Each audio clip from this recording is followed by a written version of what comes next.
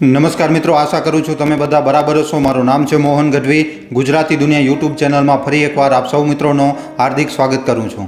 મિત્રો, અહીંયા હું એક વાત કહીશ કે અહીંયા નરેન્દ્ર મોદીજીએ પીએમ નરેન્દ્ર મોદીજીએ ખૂબ જ મોટો બયાન તો હું નહીં કહું મિત્રો, પણ પીએમ મોદીજીએ જણાવ્યું છે। જેડી વેન્સે જ્યારે વાતચીત કરી તો હમણાં હું ઇન્ડિયા ટુડેનો એક મિત્રો આર્ટિકલ હું જોઈ રહ્યો હતો। ઇન્ડિયાનું આ એક ફર્મ સ્ટેન્ડ છે।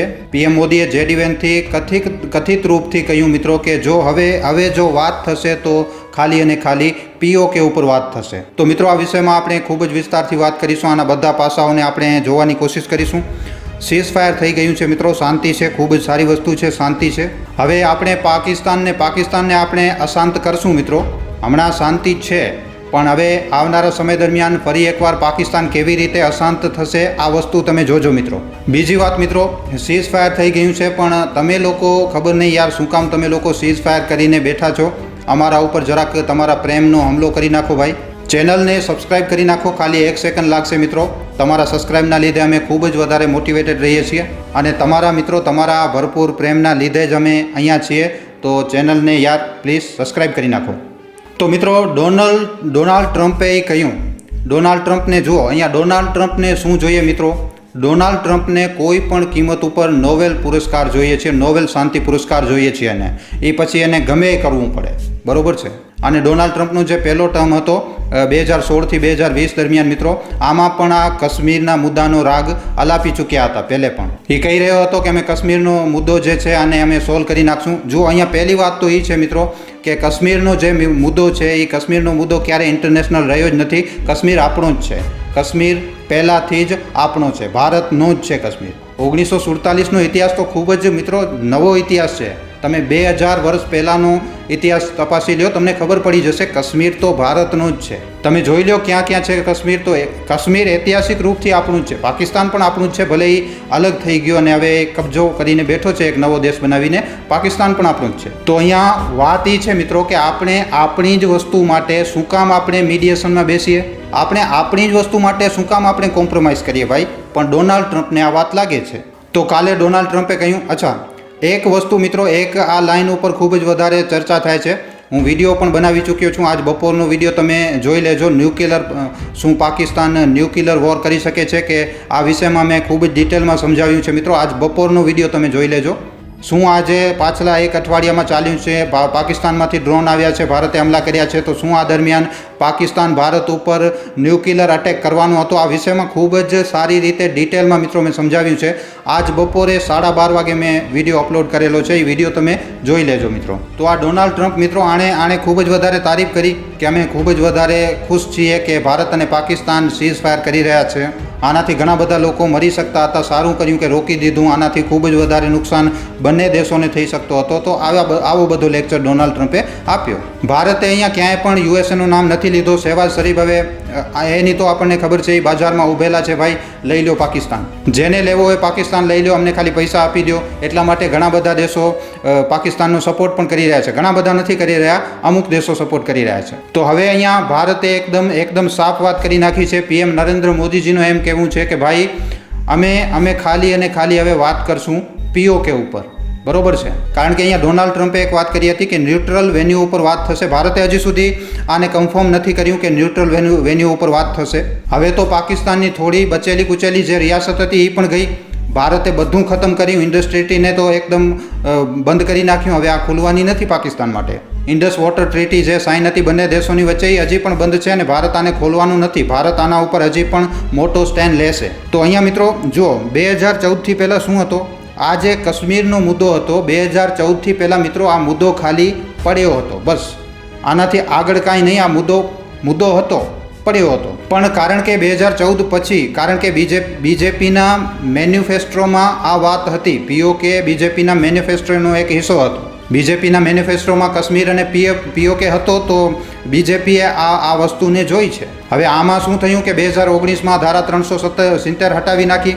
પછી વાત શેના ઉપર થશે? ભારત અને પાકિસ્તાનની વાત પછી ખાલી અને ખાલી પીઓકે ઉપર થશે। હમણાં સુધી વસ્તુ શું હતી કે કાશ્મીર જે છે એ એક મુદ્દો છે, રેઝોલ્યુશન 47, આ બધી વસ્તુઓ ઉપર જે છે આના ઉપર ડિસ્કશન થઈ રહ્યું હતું. હવે મિત્રો આ જે વસ્તુ છે આ વસ્તુ હવે હટી ચૂકી છે અને આખી દુનિયા આ માની ચૂકી છે. 2019 પછી પાકિસ્તાન આતંકવાદની ફેક્ટરી ચલાવી રહ્યો હતો, હજી પણ ચલાવી રહ્યો છે, ભારતમાં મોકલી રહ્યો હતો અને મોકલી રહ્યો છે. શું કામ? કારણ કે કાશ્મીર એમના માટે જીવન મરણનો એક ખેલ છે મિત્રો. એમની આર્મી માટે કાશ્મીર ખૂબ જ વધારે જરૂરી છે. આ વાતને તમે સમજો. તો આ એક એજન્ડો ચલાવી રહ્યા હતા 2019 સુધી અને એટલા માટે ભારતથી વાતચીત પણ કરી રહ્યા હતા કે કાશ્મીરનો આ એક મુદ્દો છે. વાત લગાતાર કરી રહ્યા હતા, સાથે સાથે આતંકવાદી પણ મોકલી રહ્યા હતા. પણ 2019 પછી શું થયું કે પાકિસ્તાને કાશ્મીરના મુદ્દા ઉપર વાત કરવાની જ બંધ કરી નાખી. કારણ કે જે કાશ્મીર છે આ કાશ્મીરનો જે મુદ્દો હતો એને જ અમે ખતમ કરી નાખ્યું. હવે તું કોણ છે આના ઉપર વાત કરવા વાળો?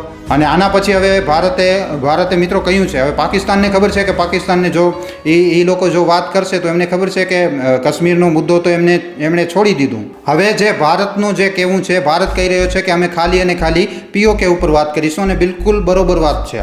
POK ઉપર જ હવે વાત કરવી જોઈએ. મિત્રો સમજમાં નથી આવી રહ્યું કે હમણાં સુધી આપણે પાકિસ્તાનને ત્યાં જમાઈ બનાવીને શું કામ રાખેલું છે. તો હવે આ જે ડોનાલ્ડ ટ્રમ્પ છે આ એ કહી રહ્યો છે કે અમે મીડિયેટ કરશું. હવે જો ડોનાલ્ડ ટ્રમ્પ આ જે શહેબાઝ શરીફ છે ને એણે ડોનાલ્ડ ટ્રમ્પનું ખૂબ જ વેલકમ કર્યું છે કે હા ભાઈ ખૂબ જ સારી વસ્તુ છે, ખૂબ જ સારી વાત છે, ડોનાલ્ડ ટ્રમ્પ કરાવી રહ્યા છે. હવે જુઓ ત્યાંની આર્મીને બધું શું છે, મેં તમને ઘણા વિડીયોમાં જણાવી ચૂક્યો છું હું કે આ જે છે અમેરિકાના ટુકડા ઉપર પડવાવાળો આ દેશ છે. હમણાં પણ અમેરિકાના AMFએ જ 20,000 કરોડ રૂપિયા આપ્યા છે. આમાંથી જે અડધા પૈસા છે એ તો આસિફ મુનીર લઈ જશે અને પછી અડધા પૈસા જે વધશે એનાથી પાકિસ્તાન અમેરિકા પાસેથી જ પાછા હથિયાર લેશે. તો આ એકદમ ચોખ્ખી, સિમ્પલ અને એકદમ સરળ વાત છે. હું તમને એ જ જણાવી રહ્યો છું કે જે કાશ્મીર છે, કાશ્મીર મિત્રો આપણું જ છે. હવે શહેબાઝ શરીફ જે છે એ તો કહેશે જ કે ભાઈ ઇન્ટરનેશનલી જે છે આને સોલ્વ કરાવો. એ લોકો તો કહેવાના જ છે કારણ કે કાશ્મીર એમનો ક્યારે હતો જ નહીં, કાશ્મીર પાકિસ્તાનનો ક્યારે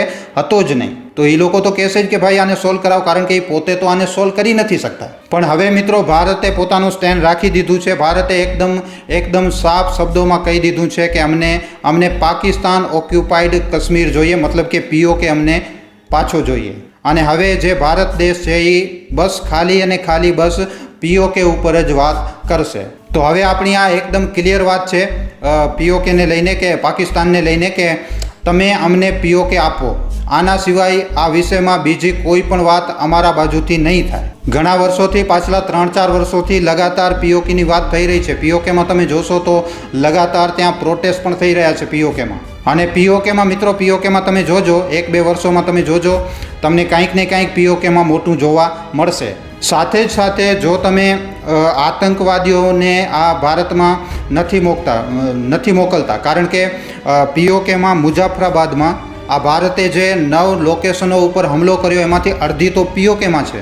30 કિલોમીટર ઉપર તમે આતંકવાદનો એકદમ અડ્ડો બનાવીને રાખ્યો છે. પીર પંજાલના રસ્તામાંથી તમે ક્રોસ કરાવી નાખો છો આતંકવાદીઓને. તો આ અહીંયા જે છે એક તો POK અને બીજી જે વસ્તુ છે કે તમે આતંકવાદીઓને અમને આપો તો જ અમે વાત કરશું. બસ ધેટ્સ ઇટ. તો ભારતની આ એકદમ ક્લિયર કટ પોઝિશન છે.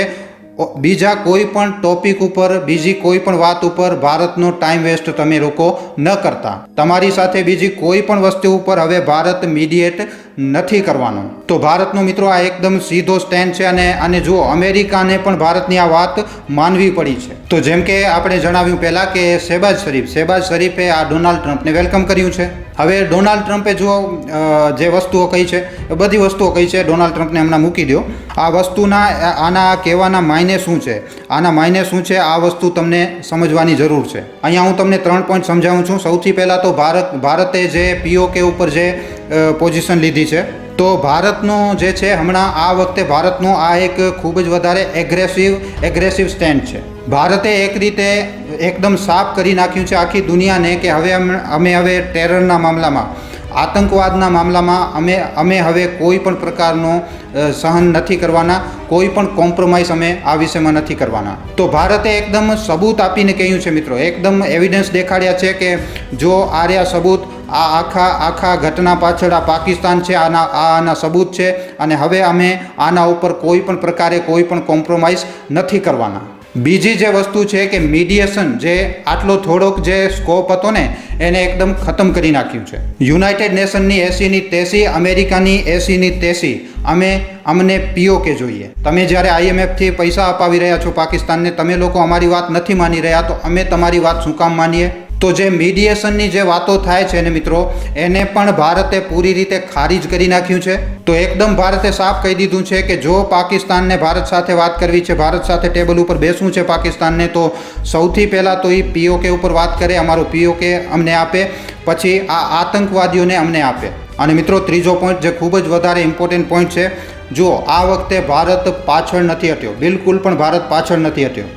જો અહીંયા આપણે 1971 વોરની વાત કરીએ તો જુઓ તે સમયે જે વસ્તુઓ છે એ ઘણી અલગ હતી. આજની તારીખમાં જો પાકિસ્તાન એક ન્યુક્લિયર નેશન ન હોય તો હમણાં સુધી ભારત પાકિસ્તાનની 80ની 83 કરી ચૂક્યો હોય. પણ આજના સમયમાં શું છે, 2025માં પાકિસ્તાન એક ન્યુક્લિયર નેશન તો છે જ, એટોમિક પાવર છે એ, અને ભારત એક જિમ્મેદાર દેશ છે મિત્રો. ભારતને બિલકુલ ખબર છે. તમે જુઓ પાકિસ્તાનનો સ્ટોક માર્કેટ એકદમ ક્રેશ છે, ભારતનો સ્ટોક માર્કેટ હોલ્ડ કરી રહ્યો છે. તો ભારતે પાકિસ્તાનને એકદમ સાફ કરી નાખ્યું છે, એકદમ સાફ શબ્દોમાં કહી દીધું છે, અને આખી દુનિયાને કહી દીધું છે કે તમારી આ ન્યુક્લિયર ધમકીથી પહેલાં તો અમે ડરવાના નથી.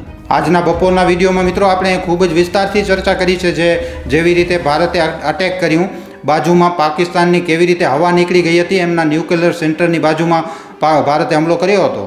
તો આના ઉપર અમે ખૂબ જ ડિટેલમાં વાત કરેલી છે, બપોરનો વિડીયો તમે જોઈ લેજો. આ લોકોની નેશનલ કમાન્ડની આખી મીટિંગ થઈ હતી, ત્યારે જ તો આ બધું થયું. આ બધી મેં વાત કરેલી છે બપોરના વિડીયોમાં, તમે એકવાર જોઈ લેજો એ વિડીયો. તો આ ભારતે એકદમ સાફ કરી નાખ્યું છે મિત્રો કે જો ન્યુક્લિયર ધમકી આપે છે. અને જો મિત્રો ભારતને એક તો આ પોતાની નો ફર્સ્ટ યુઝવાળી જે પોલિસી છે એમાં ભારતને બદલાવ કરવા પડશે. બરોબર છે, ભારત એક ખૂબ જ રિસ્પોન્સિબલ નેશન છે, પણ આ વસ્તુને તો આપણે બદલવાની જરૂર છે. પણ જો પાકિસ્તાન આવું કરી નાખે છે કે પહેલાં ન્યુક્લિયર વોર કરી નાખે, તો આ વસ્તુ મને ઉમ્મીદ છે કે તમે આ ત્રણેય પોઈન્ટ મિત્રો આ વિડીયોમાં તમે સમજી ગયા હશો. બીજો પાકિસ્તાન બાજુથી પણ આ વસ્તુમાં આ વિષયમાં ઘણા લેક્ચર આપવામાં આવ્યા છે. આના લેક્ચરને આપણે ન જોઈએ તો જ સારું છે મિત્રો, કારણ કે વાત કરવાની ભાન તો એ લોકોને છે નહીં પહેલે. પણ મિત્રો આપણા ભારત દેશનો જે સ્ટેન્ડ છે એ એકદમ ક્લિયર છે. નરેન્દ્ર મોદીનો સ્ટેન્ડ એકદમ ક્લિયર છે મિત્રો. આ વિષયમાં તમારા શું અભિપ્રાય છે, તમને શું કહેવું છે મિત્રો, નીચે કોમેન્ટ સેક્શનમાં લખીને જરૂર જણાવજો. વિડીયો પસંદ આવ્યો છે તો વિડીયોને ખાલી તમારા સુધી સીમિત ન રાખતા તમારા મિત્રો સાથે, પરિજનો સાથે, વોટ્સઅપ ઉપર, ફેસબુક ઉપર, યુટ્યુબ ઉપર જેટલો બની શકે વધારેમાં વધારે વિડીયોને શેર કરજો. તો આજના વિડીયોમાં આટલું જ. હવે આપણે મળશું ફરીવાર એક નવા વિડીયો સાથે. ધન્યવાદ.